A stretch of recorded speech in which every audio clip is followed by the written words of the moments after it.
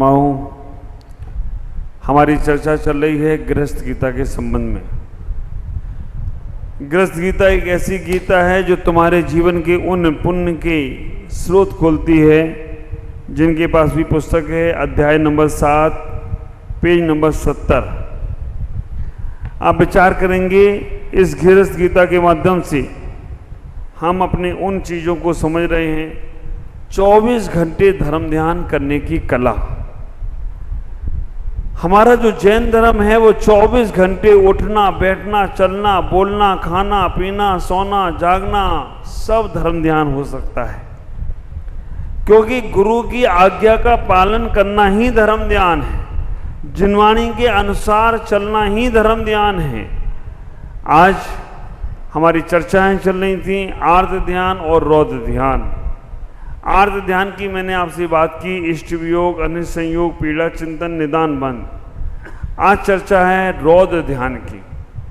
रौद्र ध्यान जो तुम्हारे परिणामों में क्रूरता लाता है, आर्त ध्यान जो तुम्हारे परिणामों में संकलिष्टता लाता है। संकलिष्टता का मतलब होता है कि मन खेद खिन्न हो रहा है। रौद्रता का मतलब है मन में हिंसा के भाव आ रहे हैं, मन में आक्रमण के भाव आ रहे हैं। तो रौद्र ध्यान के 4 भेद बताए: हिंसानंद, मिर्सानंद, चौर्यानंद, परिग्रहानंद। हिंसानंद की बात हम आपसे कर चुके हैं, मिर्सानंद की बात आपसे कर चुके हैं। आज हमारी चर्चा है चौर्यानंद, चोरी में आनंद मनाना।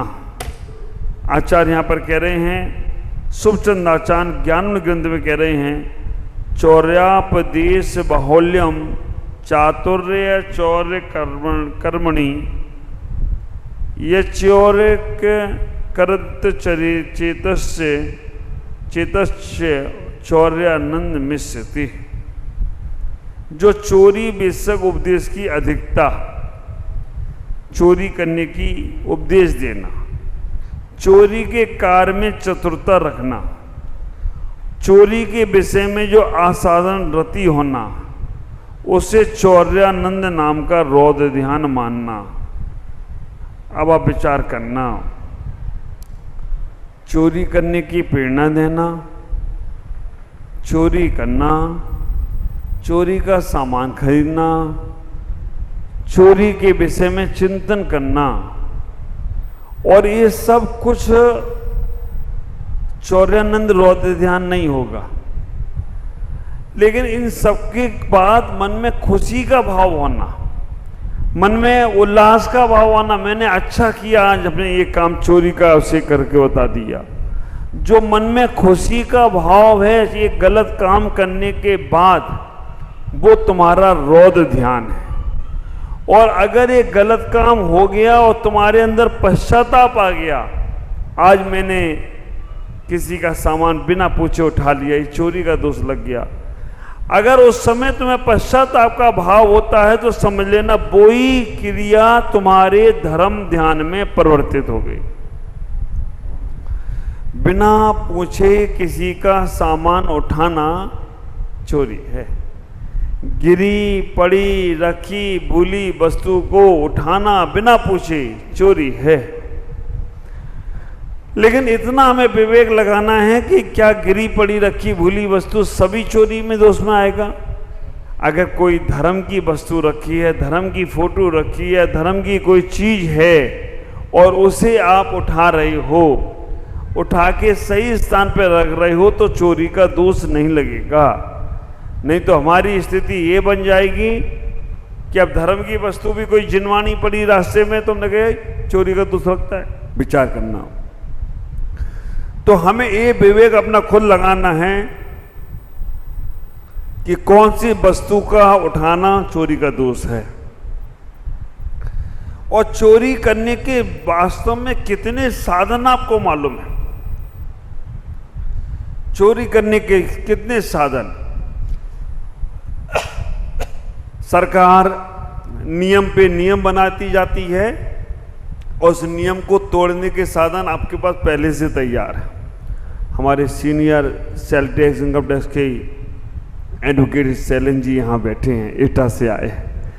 ये नियम बनवाते हैं सरकार की तरफ से, नियम बनते हैं लेकिन तोड़ने का अब जीएसटी लगाना शुरू किया कि भाई चलो टैक्स से लोग बच जाएं, लेकिन उसके भी समाधान लोगों ने कर लिए। उसके भी समाधान इनसे जाके पूछ रहे थे कि इसका समाधान कैसे होगा। आप विचार करके रखना, चोरी कहीं हमने सेल टैक्स, इनकम टैक्स की भी चोरी कर रहे हैं, उसमें भी हमें पाप लगेगा। और ये पहले ये आप समझो, चौर्यानंद रौद्र ध्यान जो है वो हम लोग हमेशा आप लोग करते रहते हो। चोरी का भाव, व्यापार बिजनेस में सामान हम घटिया नकली असली मिलाते हैं, ये सब चोरी का भाव है। हम कहीं भी कोई भी चीज उठाकर यहां से वहां रख देते, चोरी का भाव है। लेकिन आचार्य यहां कह रहे हैं कि अगर तुमसे भूल से धोखे से ऐसा हो जाए तो आप उसमें खुशी मत मनाओ, आनंद मत मनाओ, मजबूरी में करना पड़ता है, क्योंकि व्यापार बिना उसके करेंगे तो हम व्यापार कर ही नहीं सकते। ईमानदारी का व्यापार होना बहुत मुश्किल हो गया। ये चीजें हमारे अंदर जब व्रती हम बन गए, त्यागी हम बन गए, हमने व्रत नियम संयम का पालन करना है, उस वक्त ये सब सारी चीजें नहीं होना चाहिए। लेकिन हम वैसे भी बचने का प्रयास करें, क्योंकि चौर्यानंद रौद्र ध्यान हमें नरक गति में लेकर जाएगा। आप कई बार ऐसी महिलाओं को ढूंढना बहुत मुश्किल है जिन्होंने अपने पति की जेब से पैसे नहीं निकाले हो। निकाल लो, कोई बात नहीं, लेकिन सुबह बता दो। हाँ, जिनको मिल जाते हैं वो तो नहीं निकालेंगे, और जिनको नहीं मिले तो वो निकाल ही लेते हैं। और वह चोरी नहीं करते, वो तो बता भी देते हैं, लेकिन कभी बिना बता के निकाल लिए हैं तो बताने का प्रयास करना। और निकालने के बाद आपने नहीं बताया तो वो रौद्र ध्यान हो जाएगा। नोट गिनने में ज्यादा नोट गिर गया, तुमने बताया नहीं, चोरी का दोष लगेगा। तो ये सारी की सारी चीजें चौर्यानंद नाम की रौद्र ध्यान हैं, और इन रौद्र ध्यानों से हमें बचना चाहिए। ख्याल करना, चोरी का या किसी से छल कपट करके या किसी को धोखाधड़ी करके जितना तुमने कमा लिया वो कितने समय काम आएगा? थोड़े समय काम आएगा, लेकिन उससे तुम्हारा जीवन कितना खराब हो रहा है, कितने जन्मों तक उस अशुभ कर्म के पाप का फल भोगना पड़ेगा। आचार्य यहां पर कहने का प्रयास कर रहे हैं कि हमें कभी भी ऐसे चोरी के सामान को नहीं खरीदना। और तो और आप विचार करके रखना, आजकल चोरियां ऐसी भी लोग करने लगे हैं, ऐसी चोरी करने लगे हैं, शब्दों की चोरी, रूप की चोरी, सामान की तो करते ही करते हैं, शब्दों की चोरी। किसी ने कोई भजन गाया, उन्होंने उसमें केवल अपना नाम लगाया और कह दिया मैंने गाया। आप विचार करके रखना, वो वहां बता ही नहीं कि ये मेरा नहीं है भाई, उनका है। किसी ने कोई पुस्तक लिखी और किसी ने पुस्तक के नीचे नाम हटाया और अपना नाम लिखकर कि भाई पुस्तक मेरी है।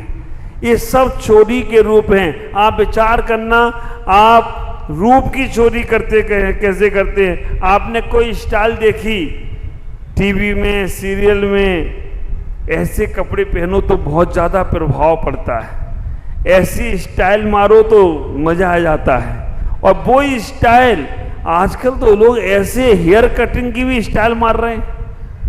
हाँ, अभी एक बच्चा हमारे पास आता है, इधर भी मैदान साफ हो इधर भी मैदान साफ, ऐसा लगता है कि ओवर ब्रिज बना हुआ है, साइड क्या बोलते सर्विस रोड ओपन हो गई है और ओवर ब्रिज बना हुआ है। वो सब देख देख के हम इतनी स्टाइलें मानने लगे, ये सब चोरी है। अगर किसी की नकल करके हम कोई काम करने का प्रयास करते हैं, महिलाएं पेपर भरती हैं, आगे पीछे देख लेती, उजक के देख लेती क्या चल रहा है। आप विचार करके रखना, आप पूछ लो, और जब आपसे पूछा जाए कि ये आपने पूछ के किया। छोटे छोटे बच्चे आते, मैं उनसे पूछता हूँ कोई क्वेश्चन, वो मम्मी से पूछ ले और मैं पूछूं कि बेटा किससे पूछा तो बिल्कुल सही बताते, मम्मी ने बताया। वो तो चोरी से बच गए। हमें इतना ही विचार करना है। चौर्यानंद नाम का रौद्र ध्यान है, हमें चोरी के माध्यम से अपने जीवन को नहीं नाश करना है। आचर्याणु व्रत में विष्णु कुमार मुनि प्रसिद्ध हुए और चोरी पाप में तापस प्रसिद्ध हुआ। विचार करके रखना, चोरी में पाप में तापस प्रसिद्ध हुआ। और ख्याल करो, जिन जिन ने चोरी की है उनने बहुत कुछ अलग करने का प्रयास किया, साधु बनकर चोरी करने का प्रयास किया। रावण ने सीता को चुराया था, रावण बन के चुराया या साधु बन के चुराया? रावण ने सीता का हरण चुराया तो रावण ने साधु बन के सुनाया। एक कहानी मैंने बचपन में पढ़ी थी, बाबा खड़क सिंह का घोड़ा चोर ने चुराया। वो चोर क्या बना? साधु बन के बैठा था और उसने कहा कि मुझे यहां से वहां तक पहुंचा दो, और साधु बन के उसने बाबा खड़क सिंह का घोड़ा चुराया हो तो कोई साधु बन के चोरी की। और जो हमारे जिनागम में कहानी है, तापस चोरी कर रहा है।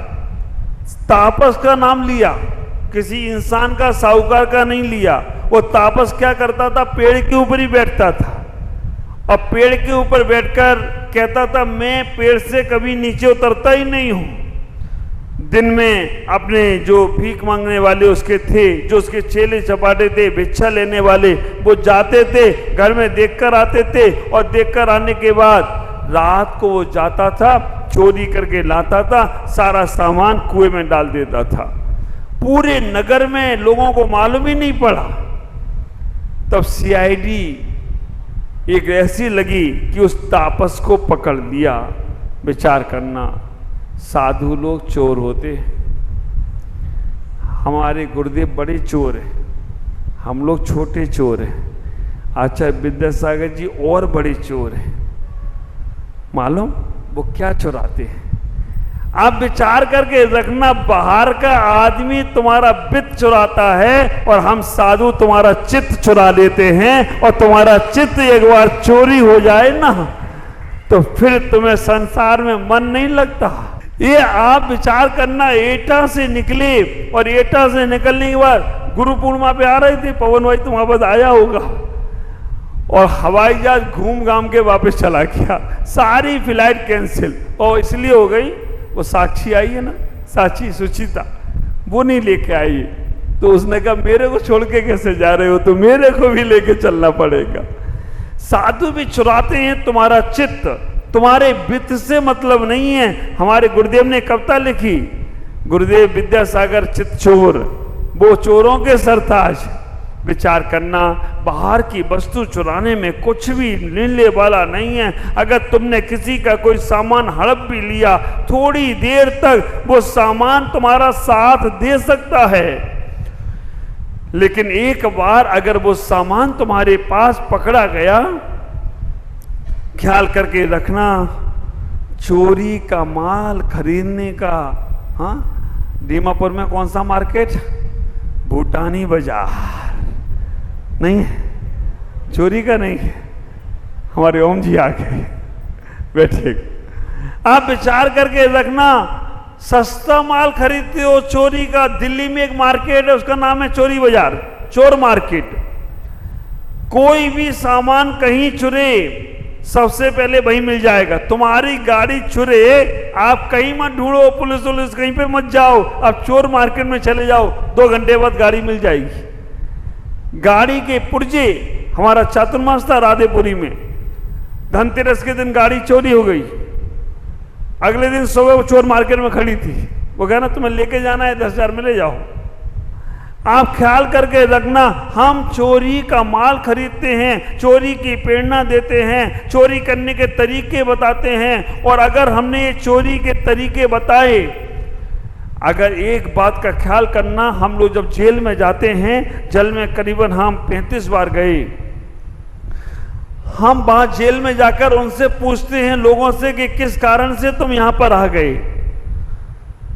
बहुत से अलग अलग कारण बताते हैं, दबाव के कारण से, कोई चोरी के कारण से, कोई किसी कारण से।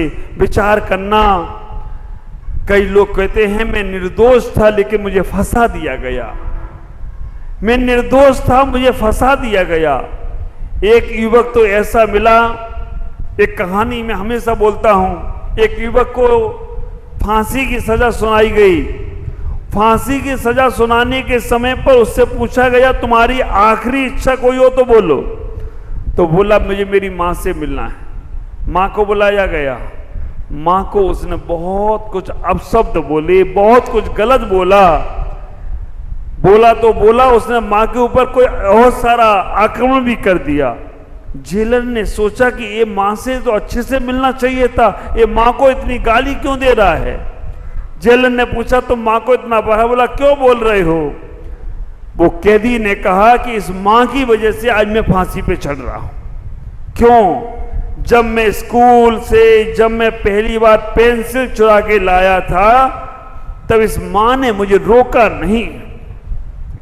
अगर ये पेंसिल चुरा के लाया था, ये मां मुझे रोक देती ना तो मैं फिर कभी भी आगे बढ़ ही नहीं पाता। आज पेंसिल चुराई, कल पेन, परसों बस्ता, फिर घर का सामान, फिर बाहर का सामान। आप विचार करके रखना, अगर तुम्हारे बच्चे कभी कोई छोटी मोटी गलती करें, पहले ही समय पर उसे समझा सबक देना। अगर पहली गलती को तुमने माफ कर दिया ना, फिर आगे संभालना बहुत मुश्किल पड़ेगा। बच्चा सामान बिना पूछे तुम्हारा ले ले, उससे कहना बेटा तुम्हारा ही है लेकिन पूछ के लेना। आज बिना पूछे लेगा, कल वो बिना पूछे क्या क्या करता रहेगा।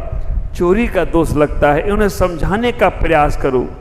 आचार्य यहां इतना ही कह रहे हैं कि आप अपने जीवन में उस चोरी के भावनाओं से बचने का प्रयास करें। हमें मालूम है व्यापार में बिना सेल टैक्स, इनकम टैक्स के चोरी, क्योंकि हमारे ऑफिसर ही बोल देते हैं, सीए का काम करने वाले वो ही बता देते कि तुम ऐसे बच सकते हो और ऐसे काम हो सकता है। आप विचार करके रखना, क्योंकि तुमने उन्हें, हमें तो आश्चर्य तब लगता है कि कोई रिश्वत लेते हुए पकड़ा जाए तो रिश्वत देके ही छूट जाता है। उसका इतना अच्छा है कि रिश्वत लेते पकड़ा गया और रिश्वत देके छूट गया। मामला घोटाला चल रहा है ऊपर से नीचे तक। लेकिन इतना विचार करो, मजबूरी में कोई काम करना पड़े तो बात अलग है, लेकिन मौज मस्ती के लिए, शौक के लिए व्यापार ही कर लिया ऐसा तुमने कि हमें दूसरों को मूर्ख बनाना है, दूसरों का पैसा हड़पना है और दूसरों के साथ चोरी का व्यवहार करना है, चोरी के तरीके सिखाना है। ये माल तुम ऐसे लेकर आओ, ऐसे लाओगे तो तुम्हारा काम हो जाएगा, ऐसे सेल टैक्स बचेगा, ऐसे इनकम टैक्स बचेगा। एक बात का ख्याल करके रखना, हम जो पैसा बचाने का प्रयास करते हैं वो कहीं ना कहीं लग जाता है। फिर भी जितना हो सके ईमानदारी का जीवन जीने का प्रयास करो। अगर हमसे गलती होती हैं तो उन गलतियों के लिए हमें अपने जीवन में इतना ही विचार करना है कि हमें प्रायश्चित जरूर करना चाहिए। हे भगवान, मुझसे ऐसे ऐसे चोरी के दोष लगे हैं, इसके मेरा कल्याण हो, मुझे प्रायश्चित देकर हमारा जीवन मोक्ष मार्ग प्रशस्त करें। 8 बच्चों के पता ही नहीं चलता है, सबसे बड़ी बात तो यह है। लेकिन फिर भी आप मुझे सुनते हैं, मैं बोलता हूँ, आप गुने भी तो जीवन का कल्याण होगा। ओम नमः जय गुरुदेव।